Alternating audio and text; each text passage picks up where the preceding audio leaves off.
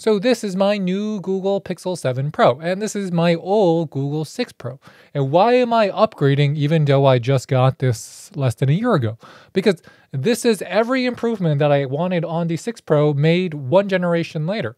So let me just list all the things that were wrong with my 6 Pro. Well, off the top of my head, the modem is terrible. The connectivity where I am, and I was just in Denver, I was getting 0 bars and getting no connection at my mom's house, which is crazy because when I use my 7 Pro, I had 2 bars. And when I use an iPhone, I have 3 bars. So the connection, for me at least, terrible on this. The modem had to be replaced. Battery life. On my Pixel 6 Pro, absolutely terrible. I am not even getting 15 hours of battery life. My on-screen time, and that's with factory resetting my phone.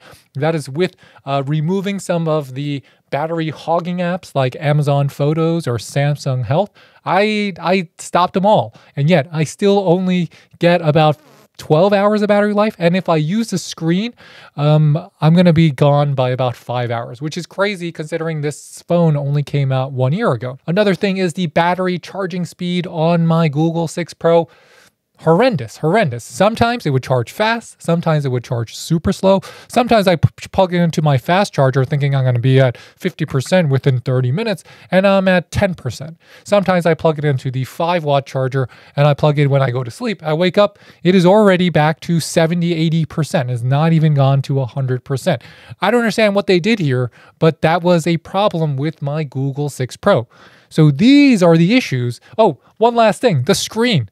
When you're on a bright sunny day and you look at the screen is not going to be bright enough to overcome too much sunlight. So an incredibly bright room, too much sun. But that's really good if you're like it in the dark because that means you can get the darkness here very low because the screen can be pretty dim. All of these issues were fixed with my Google 7 Pro. And that's why I made the upgrade, because all the issues that I was having with my 6 Pro are suddenly better with the 7 Pro. And I know a lot of people are going to make it out to be, well, the camera is better. True, the camera is better versus the 6 and the 7 Pro, but it's marginally better unless you count for the new lenses, because this is coming with a 5x telephoto lens now. This is coming with better macro lenses. The software is better integration with better AI, all of this software backend, because if you really want to get down to the nitty and gritty, the Tensor 2 chip, the G2 chip or the Tensor 2 chip is not that much better than the Tensor 1. The only difference comes with a new GPU and it comes with 2 improved cores over the octa-core that came in the Tensor 1. So what are the improvements, right? What are the improvements? The battery life on the 7 is greatly improved for me at least. I'm averaging about 24 hours on mine versus, again, I would take it up at 7 a.m., at 7 p.m., it would be under 10% easily. And that's not on days that I use the phone much. Another thing that I notice about my Google 7, connectivity. Connectivity is better because they updated the modem versus the Google Pixel 6 Pro. The other things that I also notice is that the camera bump is going to be one single aluminum cover. So you guys see that it is one single aluminum cover. Here you had multi pieces, so you get less glare when you take pictures. That's pretty good. Another one, the curve is not as severe on the Google Pixel 7 Pro versus the Google 6 Pro because the curve here was more severe. That means when you had to side swipe or you had to touch something on the edges, it could be a little pain in the butt on the Google 6 Pro. Screen is 30% brighter, so the screen is better. The contrast ratio is better. But what is it? What about this phone makes it special to me? Well, it's because it runs on stock Android. And stock Android, or pretty as close as you can get to stock Android with the Google features drop. And I know people are like, you only get 3 years of updates on this versus 4 years that you get from Apple, or shorter than even Samsung. So let's talk about the cameras. In terms of my Google Pixel 6 Pro, the camera was grainy in darker scenes. Even though it comes with night mode, in darker scenes, especially on video, it would become more grainy because the software is doing a lot of work and is not fast enough, especially if recording 4K. The software fixes a lot of the noise, but in the video, it's pretty obvious. I love the color saturation on the video here. I love the Steadicam. I felt the macro and the telephoto lens before were kind of lacking. It only went 4x.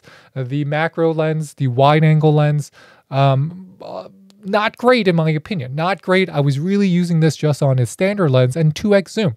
So I was underutilizing it. But now that I have the 7 Pro, it really does a great job with those type of features. The lenses here, because you get less glare, because of the new software updates, and because they have the new lens, it does make a much better package. So the Pixel 7 Pro has a wider lens from wide to ultra wide than your Pixel 6 Pro.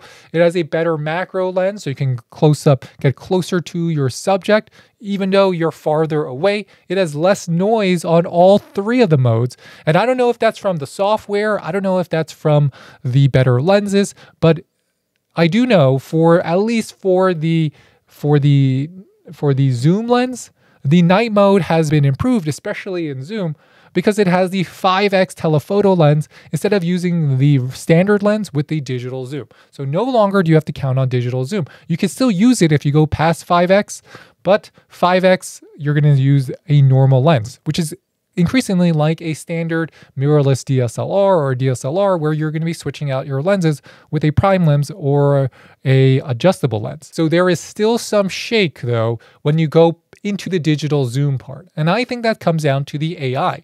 When the AI is trying to figure out what your subject is, it is bouncing around. It has some shake to it. So you might be holding this, and the more you zoom, the closer or the more still you have to be.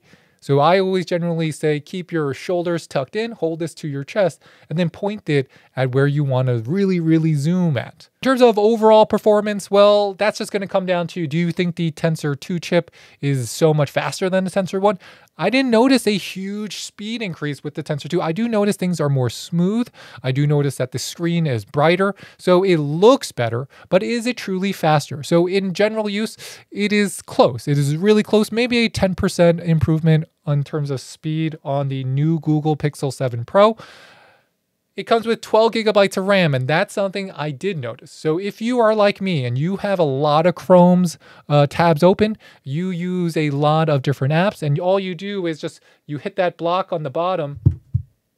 You hit that block on the bottom here, and then you always like switching through your apps.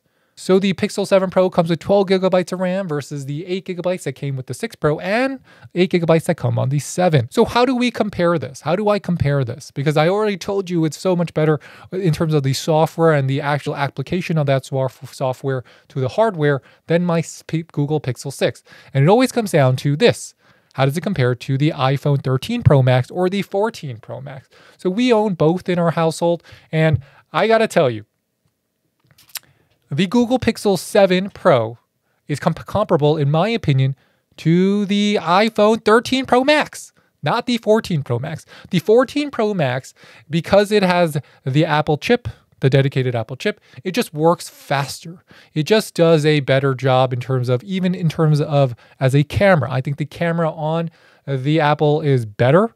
The better here is going to be coming down to software. So hardware, Apple smokes Google almost entirely across the board. But the Google Pixel, as an Android user, is the best Android phone, in my opinion, currently on the market. Why? Because the software is the best package. The customization is the fastest. Just being able to say, okay, Google, text this person, and your phone will just automatically pick up on what you dictate.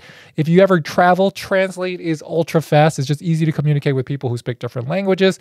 And there's a lot of pixel drops in terms of features that I utilize, including things in terms of the camera app, like remove something from your background. But still, it is not going to beat out the iPhone 14 Pro Max. Just remember, the reason why I don't get the iPhone is because I'm not a big iOS user. I got everything in terms of Google Drive, Google Sheets. I like having multiple customizable widgets. For me, this is a iOS versus Android answer. And I know a lot of you might say, well, you didn't give me an exact choice. Well, I'm telling you, if you want better specs, you're not going to beat the iPhone 14 Pro Max, but the iPhone 14 Pro Max is more expensive. But if you want the best stock Android experience, That is such a big improvement over the Google Pixel 6 Pro that I would tell everyone with the 6 Pro, sell theirs and upgrade to the 7 Pro. Yes. This is like when you went from the iPhone 6 to the iPhone 6s. This is like when you went from the OnePlus 5 to the OnePlus 5T. This is like one of those generation jumps where they just improve so much in terms of the back-end software that it just makes the phone so much more usable and easy to use. And because it has better connection and because it has better battery, two of the most important features, with a better screen, three of the most important features on any cell phone, well, this is a winner in my book. So take that to the bank, guys, because I think the Google Pixel 7 Pro is going to be my phone for the indefinite future. Even when the new one comes out, I might just keep this and use it. So my biggest cons on the Pixel 7 Pro is that I don't know why Google just didn't get rid of the curved display completely. I think the curved display, it's time to go. I like it when it's flat. It makes it easier. And then when you have a bigger case, you don't have to worry about the edges not pulling up, right? Because when you have a curve and you have a case and the lip is taller, you might have to go side by side. It also makes it easier to place on a screen cover on this. And because of this mirror glossy finish, it is a fingerprint magnet, right? This thing will eat up fingerprints. It will just stay there and you got to wipe it down all the time. So these are some of my little nitpickings. I do think that the build construction on the 7 Pro is slightly better than the 6 Pro. For any Android user, this is the best we're going to get. This is literally has the most features. It has the best upgrades in terms of from Google. It has the best stock Android experience. It has the best assistant, in my opinion, with Google Assistant. And you can customize this. I mean, you can use it with the Pixel launcher, which I think is a little dated. I use mine with the Nova launcher, and you have all these customization options available to you on an Android device. So imagine, can you do better? I don't know if you could do better on Android. So with that, thanks for watching, everyone. Hit that follow button below you. Hit that subscribe button if you want. And I'll catch you next time. This is Dave with the French Glow signing off, showing you my new Google Pixel 7 Pro and explaining why it's better than my Pixel 6 Pro.